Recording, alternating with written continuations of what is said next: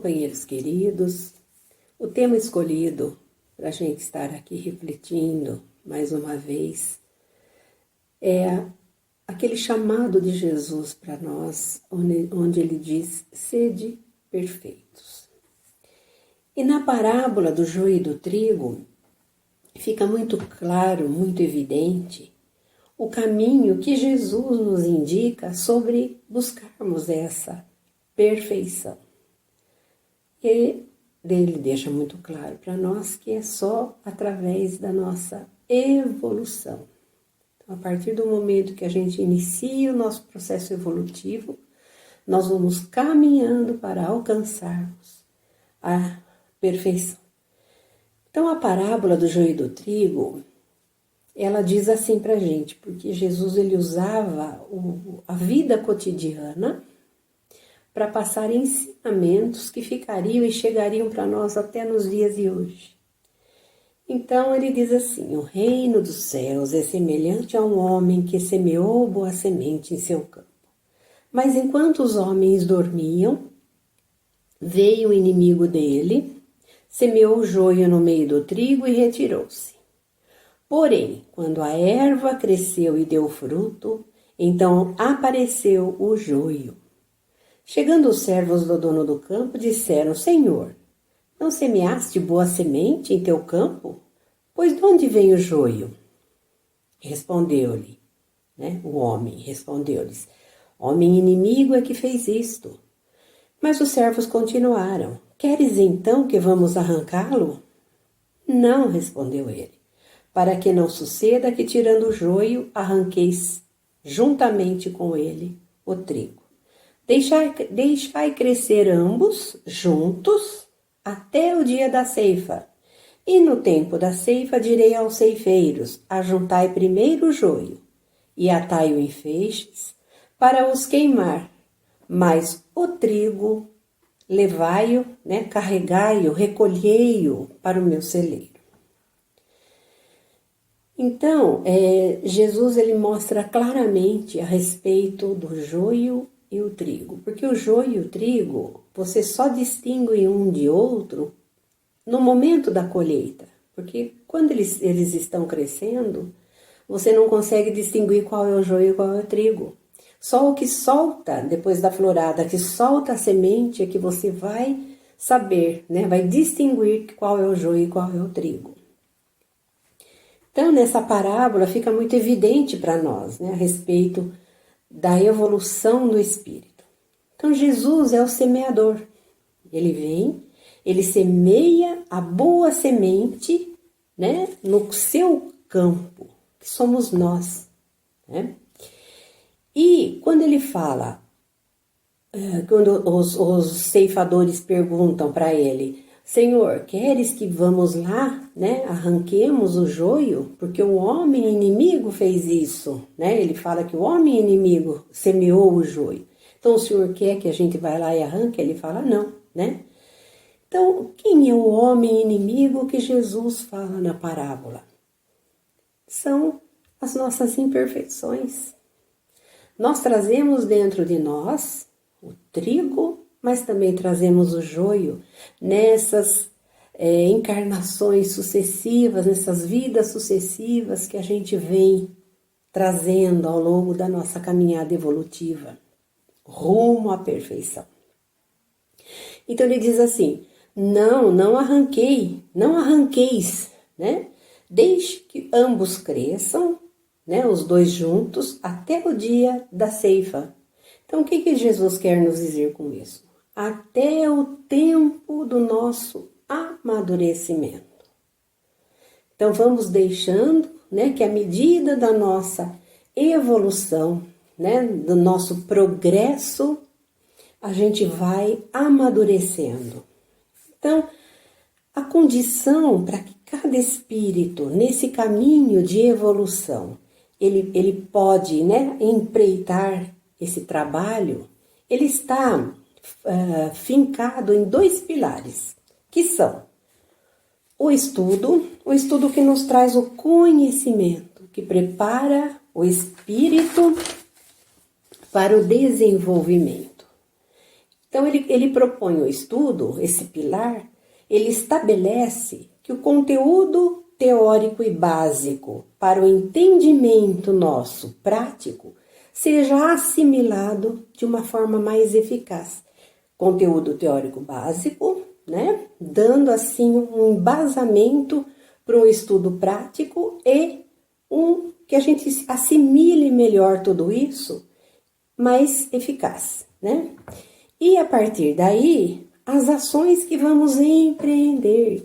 Quais são as ações? As atitudes que vamos empreender ao enfrentar o inimigo, que são o que? As imperfeições, as dificuldades das encarnações sucessivas.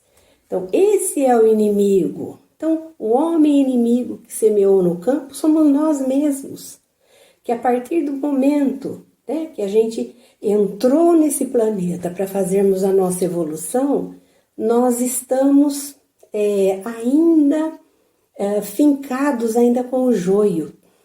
Não deixamos que o trigo, que a semente, que representa aqui o pão da vida, né, se faça em nós. Então ainda nós somos espíritos errantes.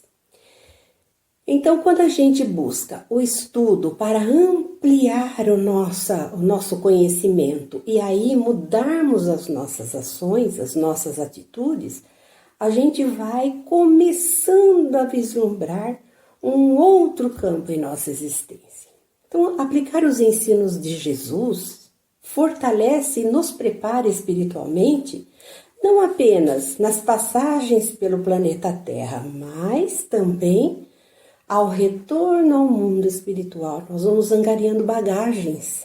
E a cada retorno ao mundo espiritual, nós estamos mais fortalecidos com isso. Então, conhecermos as verdades através, né, que regem o nosso espírito e aplicar as ações com os devidos princípios morais, que nada mais é do que a reforma íntima, serão o complemento essencial para todos aqueles que buscam esse crescimento e a evolução espiritual, que vai chegar aonde? Na perfeição. Como Jesus nos disse, sede perfeitos como vosso Pai Celestial é perfeito. Fortalecer ambos os pilares, o estudo e as ações, sem dar importância diferenciada a um ou a outro. Nós temos que fortalecer os dois, porque os dois devem andar paralelamente durante a nossa existência aqui no planeta. Allan Kardec mesmo nos disse claramente: espíritas, amai-vos e instruí-vos. Ele já nos deixou avisado, vamos dizer assim. Vamos tomar o apóstolo Paulo como exemplo das nossas reflexões? O apóstolo Paulo, um doutor da lei, uma inteligência irrepreensível, conhecedor e aplicador das leis mosaicas. Paulo cai literalmente do cavalo na estrada de Damasco, segundo o livro Paulo e Estevão. Paulo, ele tinha todo o conhecimento da lei mosaica. Ele aplicava a lei mosaica, mas ele pensava que aplicava a lei mosaica. Porque na lei mosaica, nos 10 mandamentos, dizia a respeito de não matar. E Paulo, ele começou a perseguir os cristãos a partir do momento que um certo Galileu estava trazendo uma doutrina diferente daquela então apregoada pelas leis mosaicas. Por tudo que Moisés havia deixado como lei para direcionar aquele povo. Então, Paulo, se realmente ele se pautasse pelas leis mosaicas, ele não ia condenar Estevão pelo apedrejamento, porque uma das leis, de Moisés, o Decálogo, dizia: não matarás. Ele é responsável por autorizar a morte de Estevão e ele parte para destruir os cristãos daquela doutrina nascente que para ele não fazia sentido, né? Então Paulo, ele parte para Damasco em busca daquele que era o chefe, vamos dizer assim, Ananias. Então ele parte para interromper a vida de Ananias e com isso ele achava que ele ia, né, acabar com aquela doutrina nascente. Mas na estrada de Damasco, segundo o livro Paulo e Estevão, Paulo então ele cai literalmente do cavalo. Então, acostumado a muitos estudos, né, da lei mosaica, ele levou um tempo a entender o que estava acontecendo naquele momento. Então, Paulo vai, né, em busca de Ananias, e aí nesse caminho, ele, naquele célebre momento, quando ele encontra aquele a quem perseguia na estrada de Damasco, quando ele cai do cavalo, tomado pela imensa luz, pela tamanha luz, né, que o envolveu e o cegou, segundo a Bíblia, segundo o livro Paulo e Estevão também, ele ouve uma voz. E a voz, né, ele ouve e no meio daquela luz, né, que o envolveu, ele ouve: Saulo, Saulo, por que me persegues? Ele, envolvido por essa luminosidade, cai do cavalo, se coloca em prostração diante daquela luz e daquela voz que o envolveu e pergunta: quem é, Senhor? Aí ele responde, né? A voz responde: eu sou Jesus a quem você persegue. Então, nesse momento, Paulo começa a perceber o erro que ele estava cometendo. Então, nesse momento, Jesus é para Paulo, para a vida de Paulo, um divisor de águas, né? Paulo bebe dessa água, dessa fonte, e começa a aprender o verdadeiro sentido dela.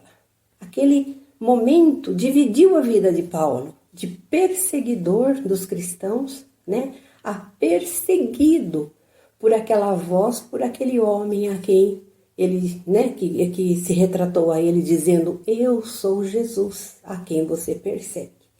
Então ele aprende nesse momento que o homem a quem nutria tanto ódio, Jesus, né, era puro amor transformado em ação. Então começa nesse momento, para Paulo, uma grande transformação, assim que ele toma ciência de tudo aquilo que estava acontecendo, né? Essa divisão de águas em sua vida. E nesse momento, ele fala para Jesus, para aquela voz: Senhor, o que o Senhor quer que eu faça? Né? Estou aqui, disposto, me diga, me fale, o que o Senhor quer que eu faça, que eu farei, né? Aí Jesus responde para ele, né? Levanta-te e entra na cidade, e lá te será dito o que convém fazer. Está em Atos 9:6. Foi essa a orientação que Paulo, então, recebeu do mestre naquele momento. Aguarda, espera. Então, nesse momento de grande transformação, a sua cabeça, né, nesse momento ficou transtornada. Mas com certeza o futuro apóstolo dos gentios tinha a cabeça fervilhante de ideias, de projetos, né? Tinha pressa em realizar um trabalho, né? Que aquela voz que falou com ele, né? Jesus, iria então colocar para ele. Então ele já começou a fazer grandes projetos. Desejava naquele momento dar início à tarefa que aquela voz, né, que Jesus, aquele a quem tanto ele perseguia, iria ali, né, designar para ele, porque ele se coloca à disposição: Senhor, o que o Senhor quer que eu faça?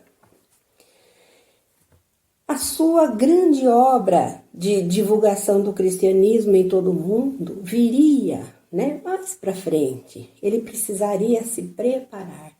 Ele precisaria trabalhar o joio que ainda ele carregava dentro de si. O coração de Paulo vibrou de ansiedade pelos momentos em que ele daria testemunho do ocorrido, né? Da sua radical transformação perante aqueles que tinham extremado culto às leis mosaicas e também perante aqueles a quem ele perseguia, que eram os cristãos. No entanto, a simples resposta de Jesus, quando disse: Senhor, o que queres que eu faça? Eu me coloco à tua disposição. Jesus simplesmente, né, fala para Paulo, a voz fala para Paulo: aguarda, espera. Então voltamos à parábola e a gente percebe novamente, né, voltando àquilo que a gente está refletindo sobre a parábola, sobre a evolução e tal, né? Voltamos à parábola e podemos perceber o que Jesus disse naquele momento. Espere o momento certo. Os ceifeiros falaram para o Senhor do campo: o Senhor deseja que a gente vá lá e arranque o joio? E o dono da terra, né? O Senhor da terra disse: não. Aguardem o momento da florada. Aguarde o momento certo. Vamos deixar que o joio e o trigo cresçam juntos, porque nós podemos ir lá na hora de recolher o joio, recolher também o trigo. Então vamos deixar que na florada nós vamos conseguir distinguir o joio, o trigo, né? O que não serve e o que dá a semente, o pão da vida. Então, nós que estamos aqui ainda nesses momentos, esperando o momento certo da ceifa, né? Como Paulo pergunta a Jesus: Senhor, o que queres que eu faça? Nós fazemos essa pergunta ao Mestre Jesus, ou a nós mesmos, quando a gente coloca a nossa cabecinha no travesseiro, quando a gente faz aquela reflexão a respeito da nossa vida, dos nossos atos, das nossas ações, porque a doutrina espírita, ela trouxe, né, para os seus adeptos, para nós, ela trouxe o ensinamento, o embasamento, ela clarificou, né, o nosso espírito a respeito das coisas que realmente importam para a nossa existência aqui no planeta Terra. Ela nos clareou, ela foi e é uma luz, né, que nos envolve, que nos chama para acertarmos a nossa rota, e nos colocarmos diante de Jesus e perguntarmos a Ele: o que o Senhor quer que a gente faça? O que o Senhor quer que eu faça? Né? Por isso mesmo, Allan Kardec nos fala, né?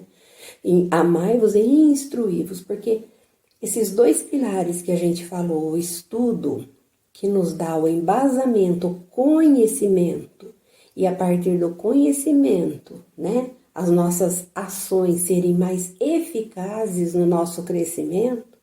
Então, é isso que a gente precisa fazer, né? Estudar, compreender e empreender o trabalho que a cada um de nós, né, está destinado. Então, hoje, há mais de 2000 anos, ali, né, depois que Jesus passou pelo planeta, que ele deixou todos esses ensinamentos para nós, há mais de 2000 anos, começamos agora, através dessa doutrina libertadora de consciência, né, esclarecedora, começamos a vislumbrar o que realmente importa, a vislumbrar e compreender os ensinamentos de Jesus para a nossa existência, nosso amado Mestre. Então, o que ainda nos emperra o caminho? O que ainda não nos deixa nos colocarmos diante de Jesus e falar para Ele: Senhor, o que o Senhor quer que eu faça? Eu estou aqui, né? E me ajude a né? Caminhar, encontrar a porta, né? Que a porta se abra, como que eu tenho que fazer? Então, muitos de nós colocamos em nossas, né, na frente desse caminhar muitos impedimentos, muitos compromissos.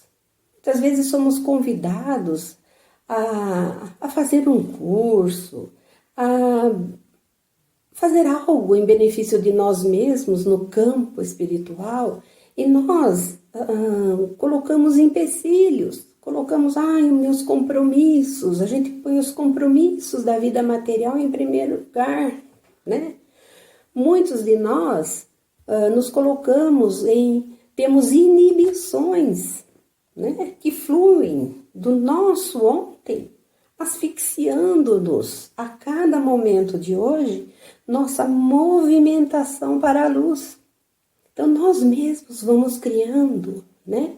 Vamos deixando que o joio cresça em detrimento do trigo, né?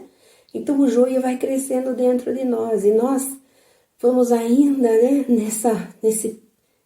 somos meio que emperrados, né? A gente não consegue caminhar, porque a gente deixa que esse joio nos envolva. Então Jesus, ele fala na parábola, calma, deixa, né, que ela devagarzinho ela vai conseguir, né? Não temos pressa. Nós sabemos que quão imensa é a distância que nos separa da meta, da perfeição, né? Da evolução que nos leva à perfeição. Então a gente sabe que nós necessitamos das melhores forças para atingirmos um justo aprimoramento, rumo à perfeição. Então, voltando ao apóstolo Paulo, né? Quando Paulo inicia o seu trabalho, a gente sabe que não foi de imediato. Após um longo tempo de reflexão, que ele, naquele instante, que ele chega em Damasco e Jesus diz a ele, aguarda, ele começa então um processo de eliminação do joio, de tudo aquele que ele acreditava que era o certo, ele começa a perceber não vou dizer errado, mas quão equivocado ele estava. Então ele começa a partir daí a receber orientações do próprio Estevão, a quem ele havia autorizado, né, a morte por apedrejamento, porque Estevão ele enaltecia os ensinamentos do Mestre Jesus, né, do cristianismo nascente, aquela doutrina que nascia. Então ele começa a receber do próprio Estevão o auxílio para que ele começasse a trabalhar isso dentro dele.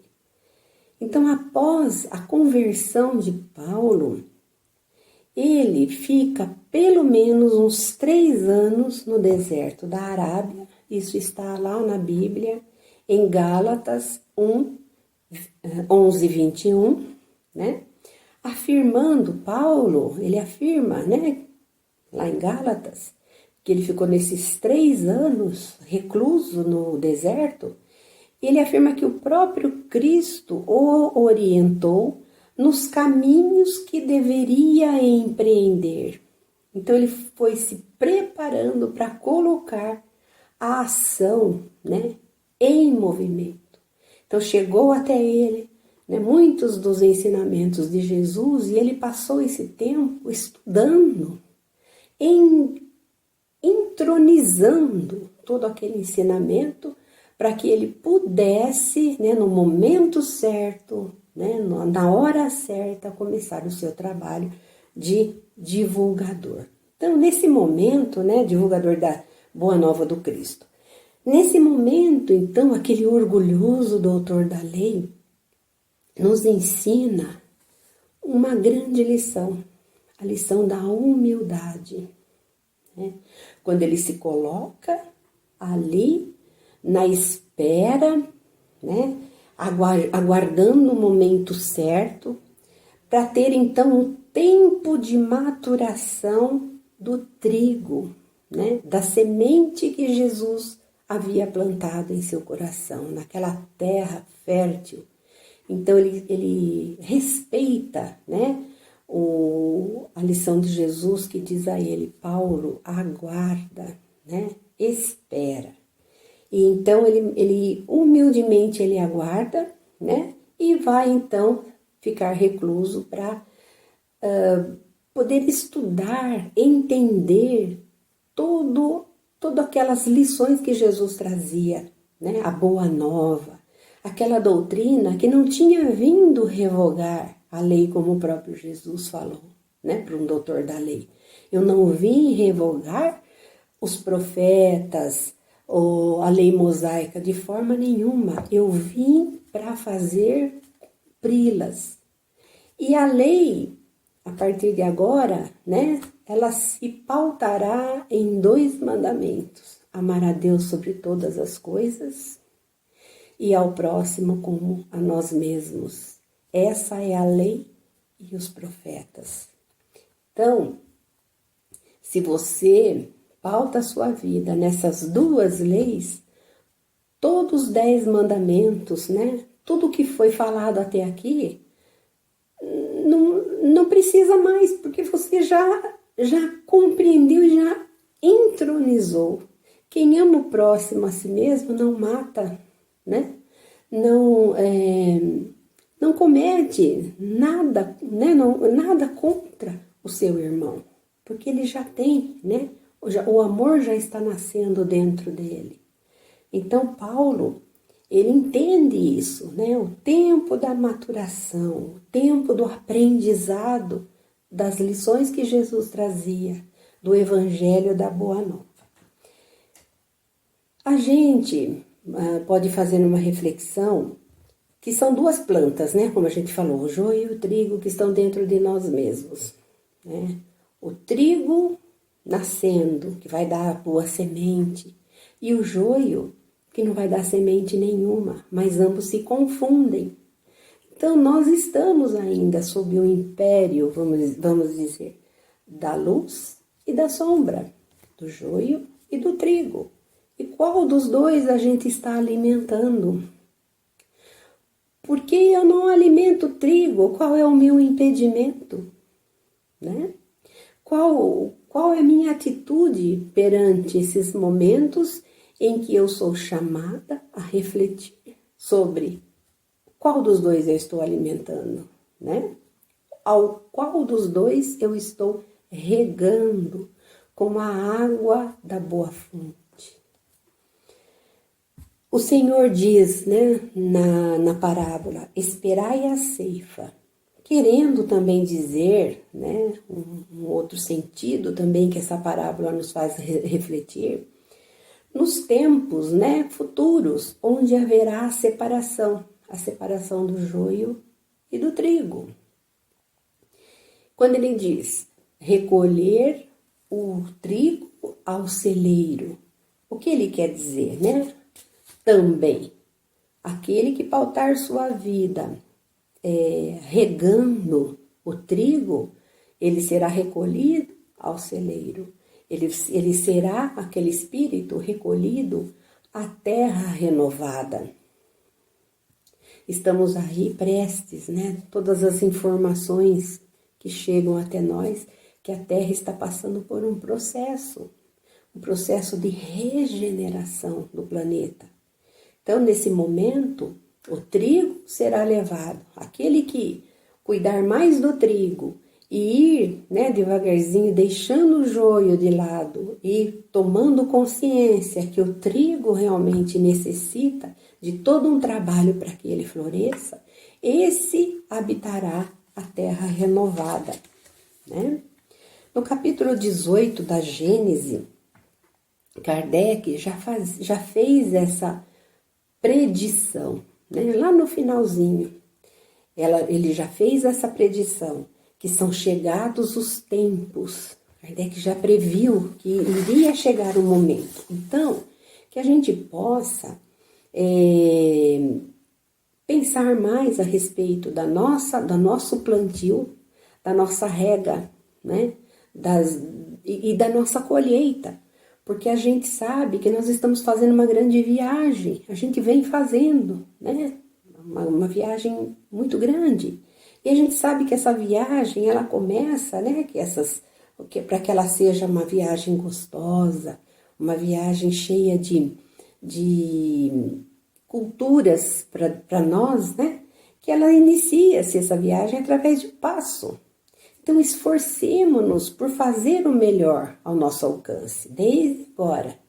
E a perfeição a qual nós estamos destinados será um dia preciosa fonte de bênçãos para nós, descortinando-nos o porvir, o nosso futuro que está aí batendo as nossas portas. Então, fortaleçamos nossa meta nos ensinamentos de Jesus. Então, que Jesus nos abençoe, que Jesus nos dê forças para que a gente possa realmente empreender esse campo de trigo, né, que é o nosso coração, para que a gente possa amadurecer o suficiente e realmente, né, habitarmos um planeta novo, renovado. Então, que Jesus, nesse momento, e toda a espiritualidade amiga, nos envolva, nos leve assim às reflexões necessárias para a nossa vida espiritual. Que todos os nossos amigos que nos ajudam, que nos dão toda a sustentação, todos esses amigos espirituais possam nos fazer vislumbrar sempre a luz em nossas existências. Que a paz de Jesus esteja conosco hoje e sempre. Graças a Deus.